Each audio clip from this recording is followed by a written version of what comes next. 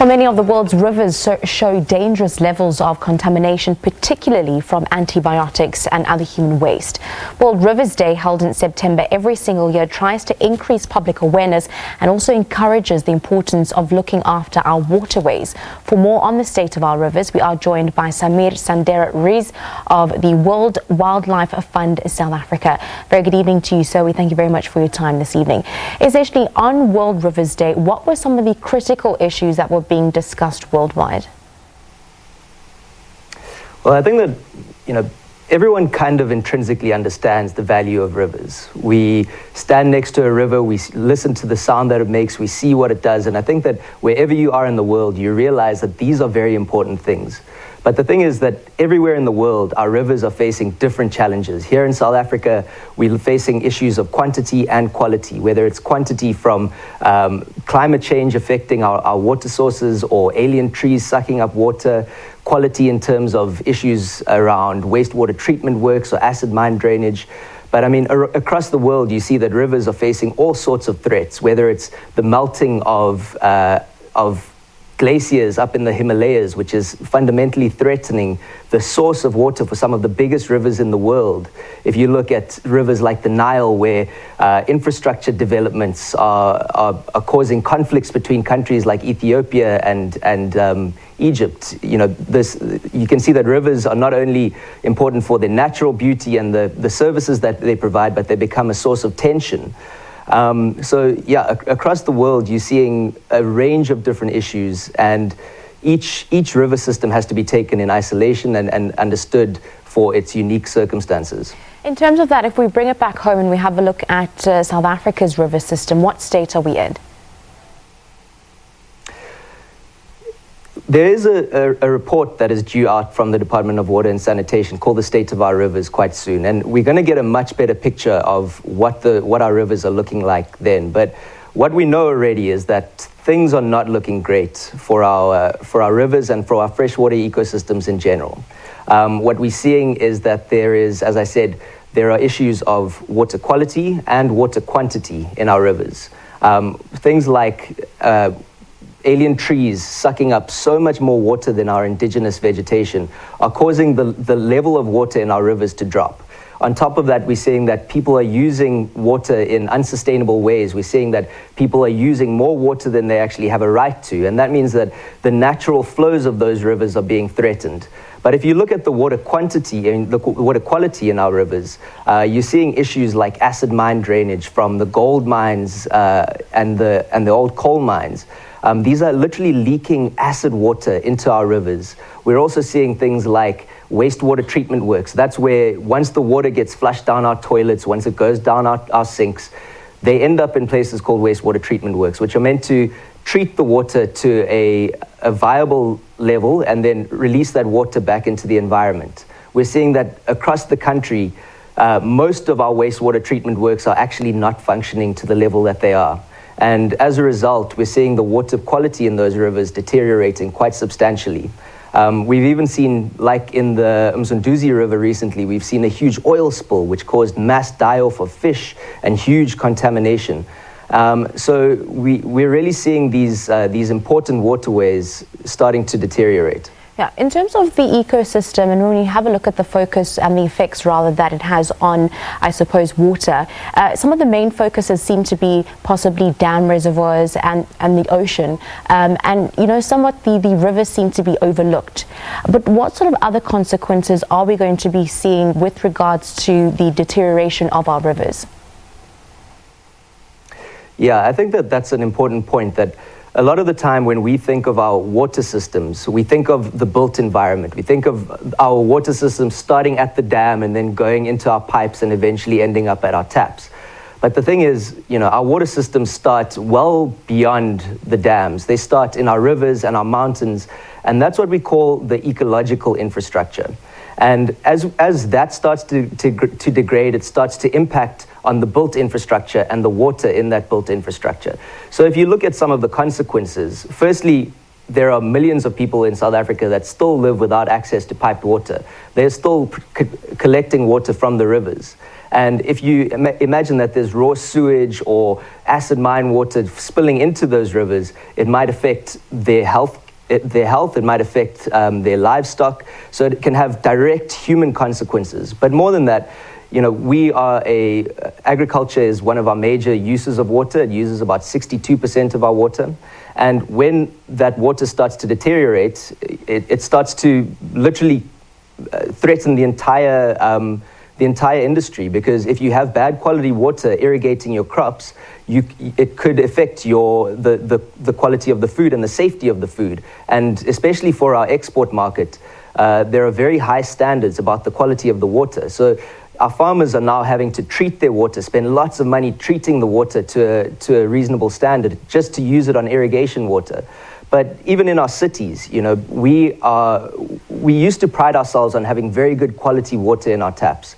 But again, we've seen the treatment facilities that are meant to treat our water to a potable level, they are starting to deteriorate, and the maintenance of those facilities is not up to scratch.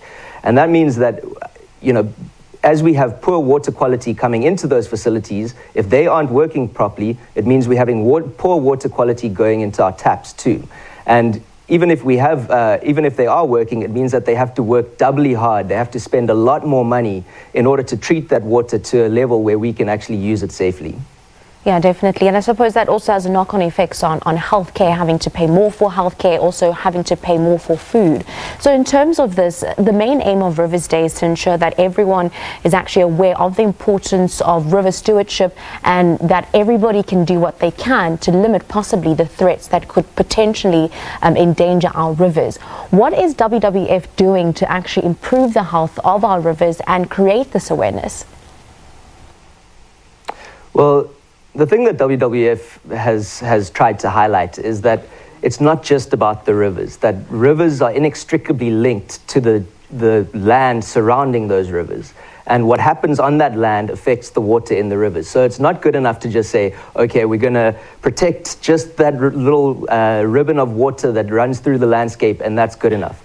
No, you have to focus on what happens all around the river to understand and to really protect the water quality and the quantity in that river. Okay. So, but every single centimeter of land is linked to a river system, and you can't focus on the entire country. So what we've tried to do is really focus our attention on the most important landscapes, and that's how we came to focus our attention on what we call the water source areas. So these areas make up 10% of the land area of South Africa, but provide 50% of our water. So they get a lot more rain than the rest of the country. They also fall in the mountains, so they're very high up. And that means that pretty much all our major river systems start in these areas, and they get most of their water from these areas. So if we talk about, strategically impacting our rivers and protecting our rivers, it starts with protecting their sources. Yeah. And that's what we really try to do. And in our approaches there, we try to work with the communities and work with local government, national government, make sure that the governance systems in those areas are well functioning. And we create partnerships that allow the people in those areas, along with the business community, companies like Nedbank and First Rand, to really invest in the health and safety of our river systems, so that they operating downstream can also benefit from that.